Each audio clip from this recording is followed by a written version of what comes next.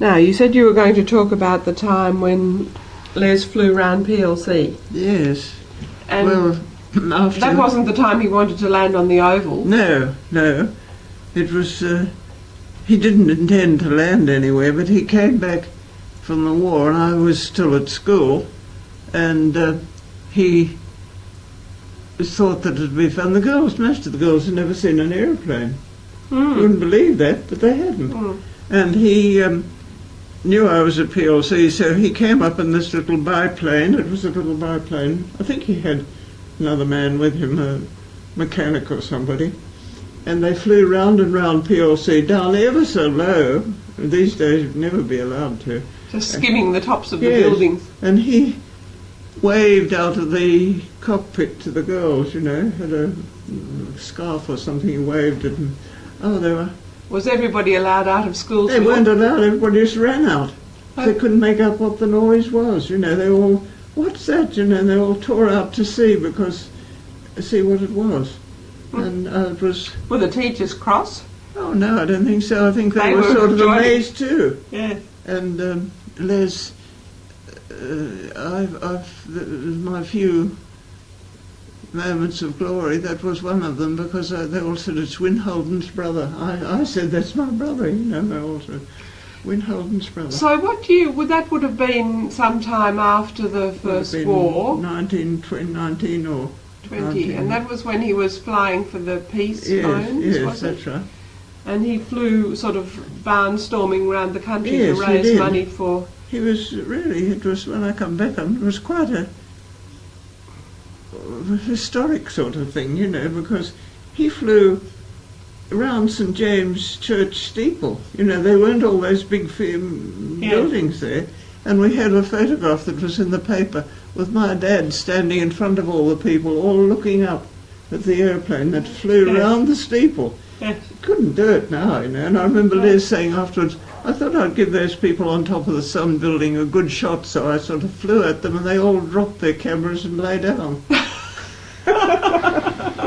They thought he was going to crash into them, which was very dangerous. I think they prohibited it afterwards because he flew down to Manly and dived down over the palm trees, and they said the people were all diving under the surf. He went so low that he frightened them. Yes, frightened them. Yeah. So I think then it was sport in a sort of a thing which... you had to keep up a certain height. Had to keep higher. Yeah. But in those days I don't think there'd ever been any other plane. He was the first plane that flew from Sydney to Newcastle. And I think it took him about 80 minutes. And that would be just after the First World War sometime. Right. And he flew all up in the country and raised quite a lot of money. He used to stop at places, there were no aerodromes, so he had to land in paddocks or on roads. But I can remember him saying once there was a man driving along the road in a sulky, and Les was flying along the road, and he said this man jumped out and got underneath the sulky. Yes, well you would, wouldn't you? They didn't even know what it was. Most alarming. Yeah, it was really, you can hardly believe it now, can you? And was this for the government that he... Yes, it was for the government. They were trying to raise money to pay for the debts of the war. It was called the Peace Loan, I think it was. And he'd been away at the war, of course. He'd been at the war he was away for over 4 years. We never saw him. When he went, he was only 19? 19. I think he was about 20, nearly 20, but he didn't come back till he was 24, completely altered, because from a boy he'd been through terrific experiences, you know. Flying. I remember you telling me about when he went off to the First World War when he was 19. Yes. And it's very young when you think of it now. Yes, it is. And he went by ship. Yes, they went on the ship, the Kaiserhind it was. Sounds a very German name, wasn't it? But it was the Kaiserhind. I'm almost sure that's it. Don't know what that meant. But I think I told you before, we saw them off at the wharf, you know, and all felt very sad. Then somebody rang up and said, the ship hasn't gone out, it's in Athelbite. It stayed there all night. They'd only gone that far. And so we went down. Somehow or other, Dad got a rowing boat.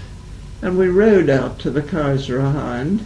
And Les had got a message to us through, because we're still in Sydney, I don't know, said he'd like his violin. He used to play the violin. And we went out there, and he came and stood in the hatch of the ship, and looked at us, and I can sort of still see he's very sad, his face looked, poor Les, homesick already, I think. But he let down a rope, and we tied the violin on, and he took it with him. And he went first to Egypt? Yes, he went straight, and poor thing, he had chicken pox on the way on the troop on ship. The ship. And then he got to Egypt. He didn't go to, thank goodness, he didn't get to the Dardanelles. One of my cousins who lived with us and went to, he went to, but Les went as a motor driver with the first light horse. It seems funny contradiction. But he used to drive all the big wigs, The officers. Yes. I remember him saying in Cairo that he used to drive them to Shepherd's Hotel, some of these are top-notch things. And he said he got quite into the habit of standing and putting his hand out backwards for a tip, since they had no money, very little money. And so he was in Egypt for a while. He was in Egypt for quite a while, and then he heard that they were... then he was sent to France. And he had a pretty awful time in France. So I remember him sending photographs taken in the dugout, looking so... Was he still driving then? Yes, he was still driving the generals out to the Somme and those places. Awful conditions. And from headquarters out to the troops, But while he would have been about 20 then, I suppose. I suppose he was 20, might have been 21 by then. And then he heard that they were forming a flying corps in England, and he applied to get into it. How did he know about planes? Was that because of watching he had to learn to fly himself. No, but I mean his interest in joining the flying corps. He was like your uncle, your brother Jim. He was interested in everything electrical and wirelesses and everything in cars, all those things. Very interested. Before the First World War, he had a little wireless had made himself, which he could hear all you could hear was the warships in the harbour sending messages to each other. With Morse code? Yes, with Morse code. And he had a little room up in our house and had an old washstand with a marble top. I can see Les now sitting there with his earphones on his ears, and he'd made this thing beautifully down, all this... a Morse code transmitter too? Yes, and he could transmit, and he could hear the messages in the warships. There used to be a lot of warships in the harbour in those days, nothing much else. There were French warships and... I suppose they'd get on provisions and things. Yes, I don't know, that was before the war. But when the war came, they sent from Turramurra post office and confiscated his radio. Did I ever tell you that? No. They took it away, they packed it up in a box. Because they thought he was a spy or Yes, something? he could be sending messages to the enemy. Oh. So it was confiscated. Oh. And after the war, years afterwards, we got it back. They found it. Yes, but there used to be all these rumours that there's somebody down Kissing Point Road sending messages, there used to be all these spy things. Anyway, when he did get to France and did all that, he went to England and learnt to fly very quickly because they were wanting pilots out in France. They learnt, a matter of a couple of months or something. And then they were sent out to France, and their squadron, I think there were 16 or something about this, I don't know quite, but I've got a feeling. This is in the Royal Flying Corps? No, it was the Australian Flying Corps. And he flew there, and he had a terrific time. But little tin pot planes, they were only made of linen stuff, and they flew over the trenches, And I remember him saying once he flew down so low, had the bombs hung under the plane. And that kept it, when he first went up and they were all there, it kept it down low because he couldn't get the height of the weight of the bombs. And he remember him saying he flew over the German trenches, and he could see people looking up at him and firing at him with rifles. And he suddenly thought, I must get some height. So he released these bombs, and he said afterwards, a terrible thing to feel, you're blowing up all these people. Yes. But yes. I suppose they did. But anyhow, he said it was a horrifying experience. And he said he suddenly shot up into the air, and he thought, well, I've had it. I'm in the air. He thought he was there by himself, and he suddenly realised he was still in the plane and flying. Because it went up so suddenly. Yes, went up with the weight of the bomb was all gone.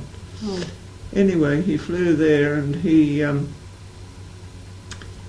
won the military cross for that, for courage, and then he won the Air Force Cross too. He had a fight with Richthofen, the Red Baron. Oh, I don't know whether actually, but he had some sort of contact with him. And he was the great hero of the German thing. And after that, his whole squadron, he was the only one left. And they said they used to call him the homing pigeon because he always seemed to get home. And they said in 3 days he had 2 planes shot to pieces that were never used again, and he got home safely.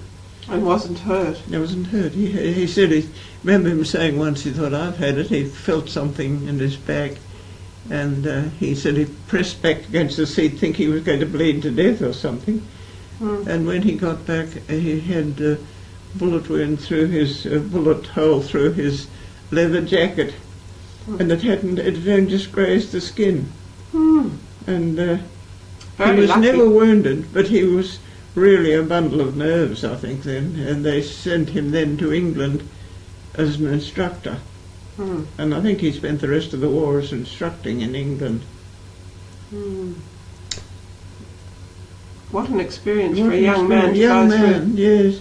He was so good looking, Les, and he came back looking so much older, so mature from the boy with a... Well, I suppose he'd been away for what, 4 or 5 years? 4 years? Over 4 years. And it's a long not time long before that he was a shore boy with a shore hatband, Yes. So it really was amazing, his experiences. Must have been hard for him to settle down when he came home. Well, I think it was. He was terribly restless, I can remember Dad.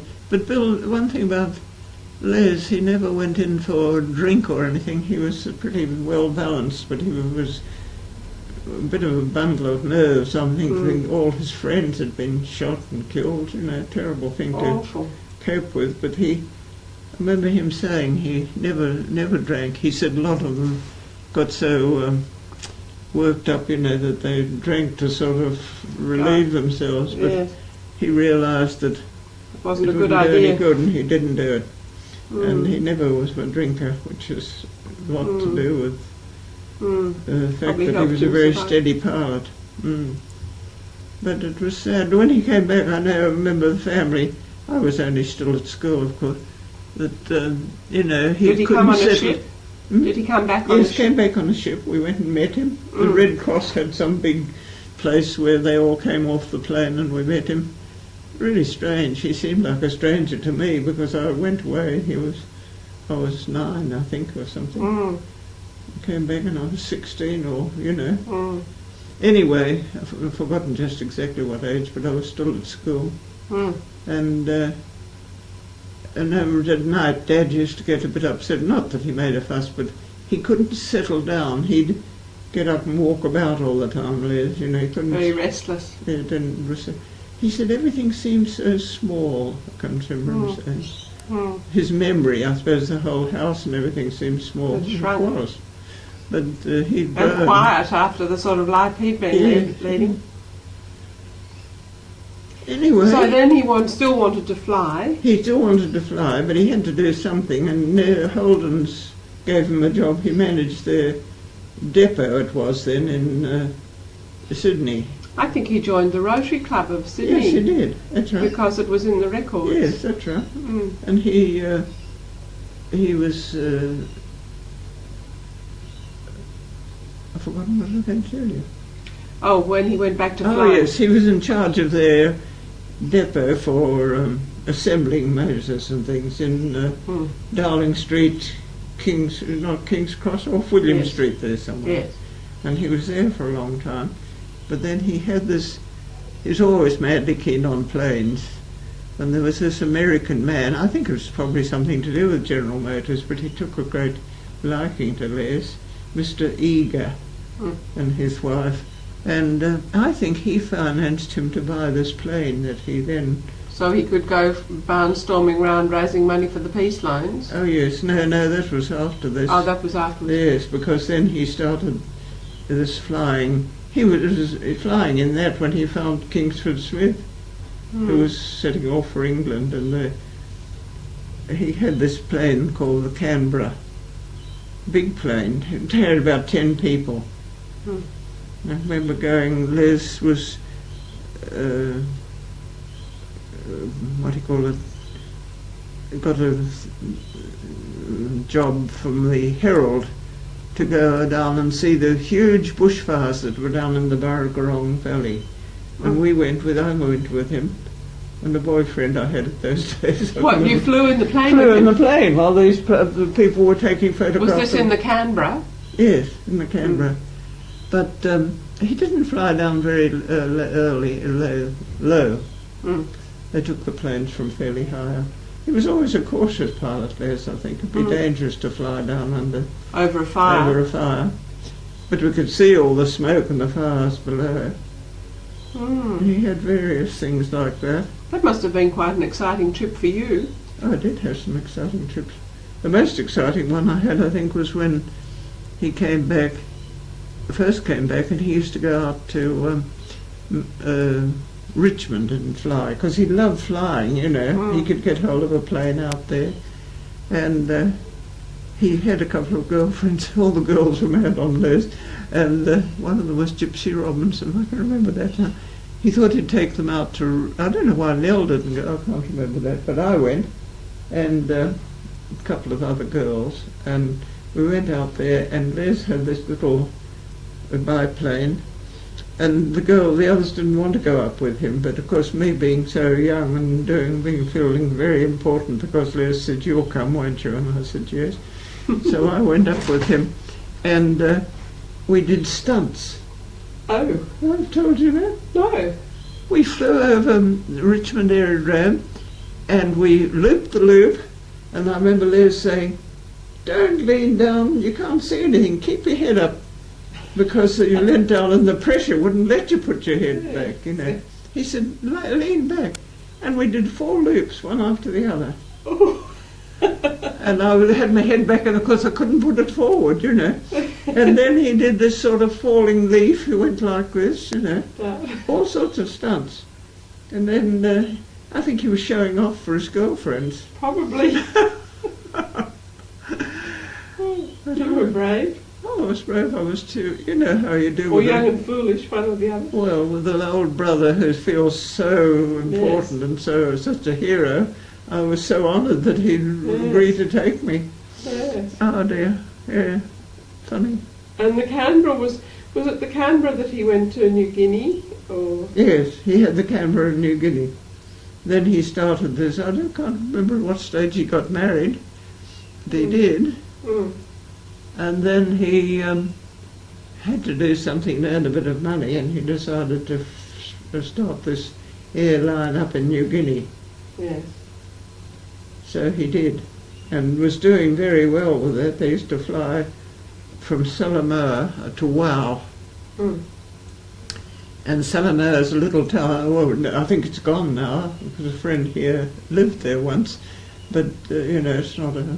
It was there because of Edie Creek Goldfield, and you used to come from Salamoa to Edie Creek, and it was only a very short distance, but the mountains rose to, I think, 6,000 feet. Oh, probably higher even. Yeah, well, these on the coast where they were. I remember Les saying you had to fly out to sea to get enough height to get over the mountains. It was quite a perilous flight. But he used to fly up and down with a sort of a regular service to take things for Edie Creek. To supply the gold mine. Supply things for the gold mine. And he was doing quite well up there. Oh dear, I don't think I can talk anymore. I'll talk myself. Well, that's all right. You can have a rest now. Oh, you don't want to hear anymore, do you? Well, maybe we'll stop for a while and we'll do some more later on. Oh no, you better go home to your husband. Oh dear, how funny. When you get to be as old as me, what a long time you've got behind you. Yes, well, lots of things to remember. Yes, and that's, in some ways, I mean, I've had a Interesting. pretty successful life, but interesting things that have happened, you know. Yes, I think that's right. Few bad, but mostly pretty good. Yes, and it's sort of all part of history too now, isn't it? Part of history now. Well, it is history, really. The children can't believe that you Can be. never seen an aeroplane. No, amazing. And now we have them all day long. And then driving a man. Yes. Well, I'll just switch it off now. Yes.